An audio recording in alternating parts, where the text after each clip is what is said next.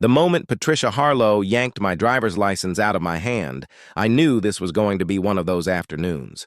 She lifted it toward the sunlight like she was inspecting a diamond for flaws, squinting with the suspicion of someone checking for counterfeit bills at a corner store. "Nice try," she said, her voice dripping with superiority. "But you're not on our approved resident list. This ID could be fake for all I know." There I was, standing in my own driveway, arms loaded with grocery bags while my ice cream melted under the blistering July sun. Behind her stood two HOA volunteers, her loyal foot soldiers. One wore blinding orange Crocs with socks, and the other had on tactical cargo shorts, clearly convinced he was part of some elite suburban security force. "Ma'am," I said carefully, keeping my tone steady. "I moved in last week. Unit 47 on Sycamore Court. I've got all the paperwork inside if you'll just let me—" "Absolutely not," Patricia snapped, clutching my ID like she'd just won a trophy. "You'll vacate the premises immediately before I call the real authorities. We have strict protocols about unauthorized persons in Pine Valley Estates."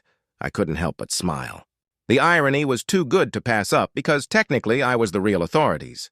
She just didn't know that Robert Mitchell, the man whose ID she was holding hostage, happened to be the director of the state HOA Oversight and Ethics Committee. My name's Robert Mitchell. I'm 55 years old, and after 3 decades working in civil engineering and regulatory enforcement, I've seen just about every type of petty power trip you can imagine. After my divorce last year, I decided it was time to downsize. My big house in the suburbs felt empty, so I went looking for something quieter, simpler, somewhere I could relax. That's how I ended up here, at Pine Valley Estates. A neat tree-lined community of townhomes that looked peaceful, on paper. The real estate agent painted it as a friendly, well-organized neighborhood. What they didn't mention was the self-appointed dictator running the place, Patricia Harlow, HOA president for 8 straight years, and the kind of woman who wielded her clipboard like a medieval weapon. Now, my background meant I wasn't new to bureaucracy. For years, I'd worked in zoning and infrastructure compliance before I accepted my current position as director of the state Homeowner Governance Integrity Board, a fancy title for the agency that keeps HOA boards from turning into mini-monarchies. My team investigates complaints, audits, finances, and, when necessary, dissolves entire HOA boards that abuse their power. Normally, that means a lot of paperwork, a few mediations, and maybe a field visit or two. I never thought I'd end up investigating my own neighborhood. Patricia made her presence known within 48 hours of my moving truck pulling away. It was a Tuesday morning when she showed up at my door, clipboard in hand, wearing a beige blazer that screamed, "I demand to speak to your manager from 50 feet away. Mr. Mitchell," she said without so much as a hello. "I'm here about your lawn." I glanced down at my perfectly fine patch of grass. "What about it?" "The gradient," she said matter-of-factly. "It exceeds community standards. According to Section 4.3 of our landscaping guidelines, all lawns must maintain a slope between 2 and 4%. Yours appears to be at least 5.5. She handed me a glossy pamphlet titled "Slopes That Keep Us Safe," featuring a stock photo of a lawn so pristine it looked like a golf course fairway. "I'll look into it," I said, mostly to end the conversation. But that was only the beginning. Within a week, the violation notices started rolling in, each more absurd than the last. My trash bins weren't facing magnetic north. My curtains weren't seasonally appropriate. My Honda Accord was supposedly parked at a psychologically aggressive angle in my own driveway. I tried to be reasonable. I attended the next HOA meeting, introduced myself politely, and explained I was a new resident. Patricia stared me down like a security guard at a nightclub. "I have no record of your closing documents," she declared. "You'll need to provide proof of residency before you're allowed to speak at meetings." "I live here," I said, doing my best to stay calm. "I pay HOA dues." "Anyone can claim to pay dues," she replied with a dismissive wave. "Until you're verified in our system, you're considered a guest at best, a trespasser at worst." The situation escalated from irritating to outrageous when she blocked off my mailbox with orange cones, labeling it "Pending Residential Verification." For 3 days, I had to pick up my mail at the post office like some sort of Vagrant. Which brings us back to that blistering afternoon in my driveway, Patricia clutching my ID, while her sidekicks stood guard like they were protecting national secrets. "This is theft," I said, keeping my tone even. "You can't just take someone's identification." "It's not theft if it's for community security," she snapped, clearly proud of her logic. "Chad here is going to scan this through our verification system." Chad, the cargo shorts guy, pulled out what looked suspiciously like a grocery store barcode scanner and waved it near my license. After a few seconds of staring dramatically at the blank screen, he said, "No matches. Definitely unauthorized." I slowly set my grocery bags down, pulled out my phone, and started recording. "For the record, Patricia," I said, "you're confirming that you've confiscated my legal ID because your personal database doesn't recognize me as a resident?" Patricia puffed up like an angry peacock.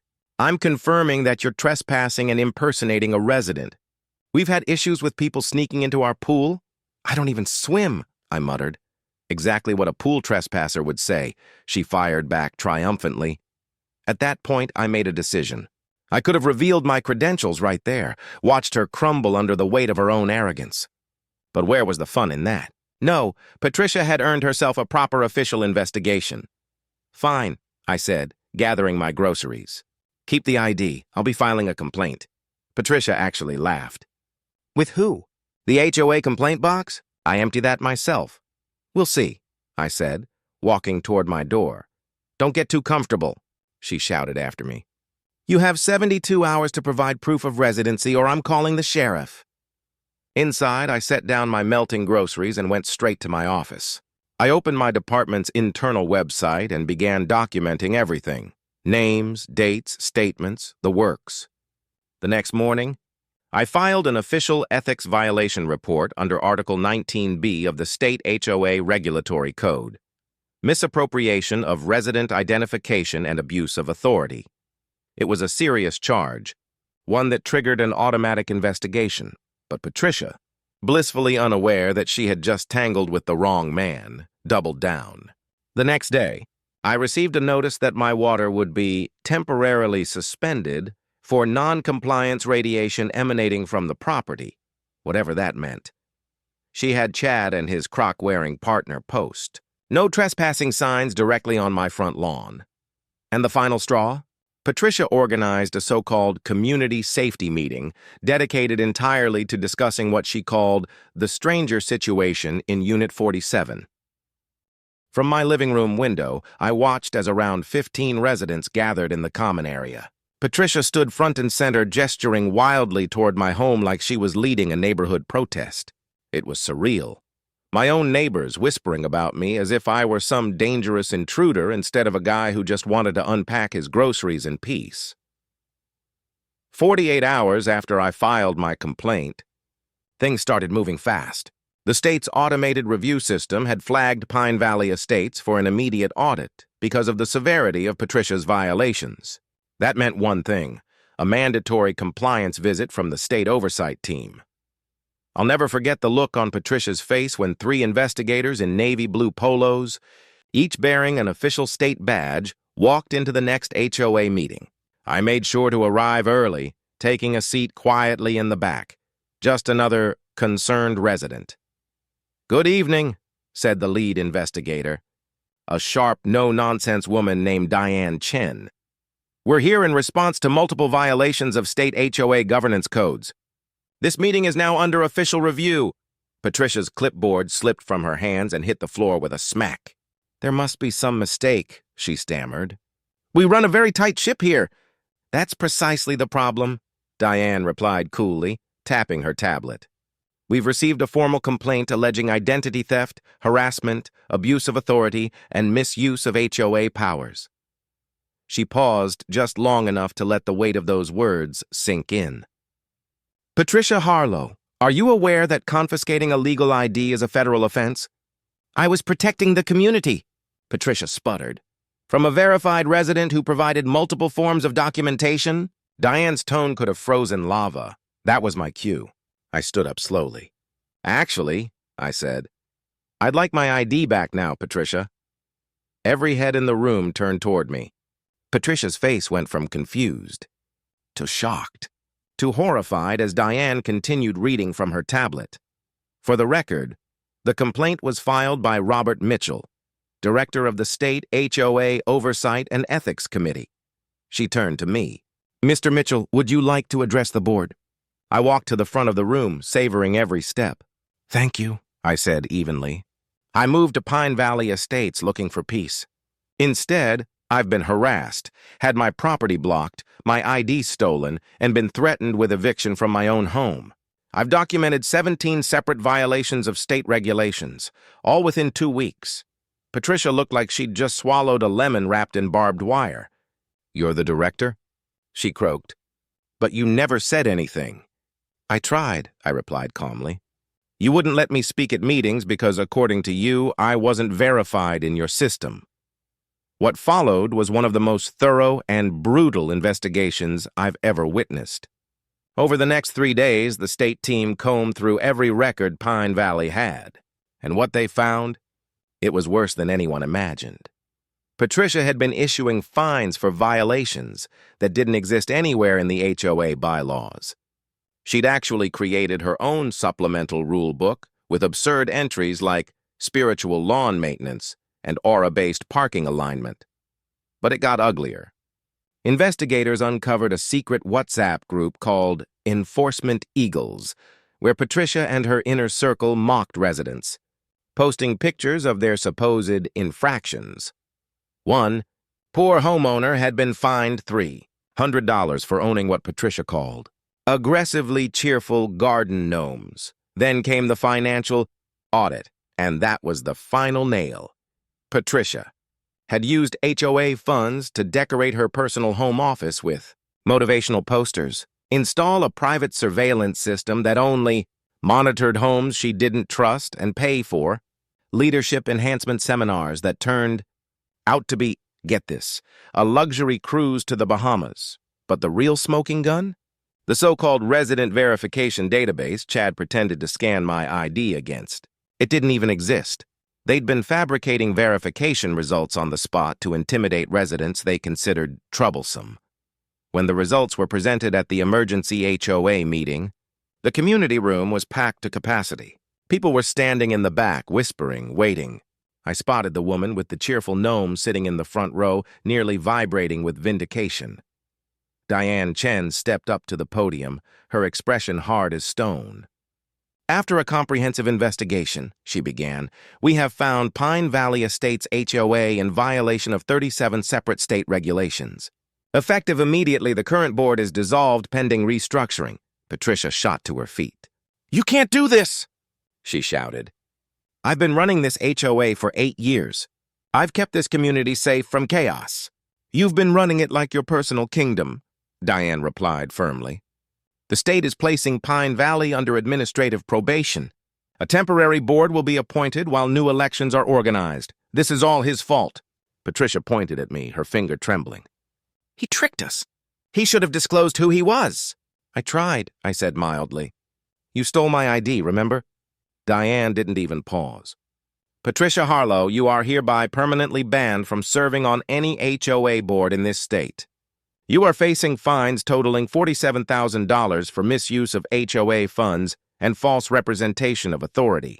Additionally, the identity theft charge has been referred to the district attorney's office. Patricia's knees buckled. She sank into her chair, gripping her clipboard like a life raft. $47,000, she whispered, plus potential criminal charges, Diane added. The district attorney will decide whether to pursue jail time. For ID theft, that could mean up to 3 years. Patricia's face drained of color. 3 years, she gasped. But I was just trying to maintain standards. The room erupted in laughter, bitter, cathartic laughter from residents who'd endured her tyranny for years. Someone even started a slow clap. Chad and his crock-wearing partner tried to slip out the back, but another state investigator intercepted them. They weren't getting away that easily. As Patricia sat there, trembling and defeated, she looked up at me with tears in her eyes. I'll lose my house, she whispered. My job at the bank, they'll fire me if I get a criminal record. For a brief second, I almost felt sympathy. Then I remembered my melted ice cream, the blocked mailbox, and 3 days of unnecessary trips to the post office. Maybe you should have thought of that, I said evenly, before you weaponized your clipboard. The final twist came moments later. Diane returned to the podium with a new announcement. Robert Mitchell, she said, has agreed to serve as temporary board president while Pine Valley's HOA is restructured. Patricia let out a strangled laugh that turned into a sob. Of course he has, she muttered bitterly. As the meeting ended, residents came up to shake my hand, sharing stories of their own run-ins with Patricia, everything from illegal fines to being threatened over holiday decorations. I stayed for a while, listening, reassuring, promising things would change. Meanwhile, Patricia stayed in her chair, staring blankly at the fine paperwork in her lap. The last thing I heard as I walked out the door was her whispering under her breath, but his lawn gradient really was 5.5%.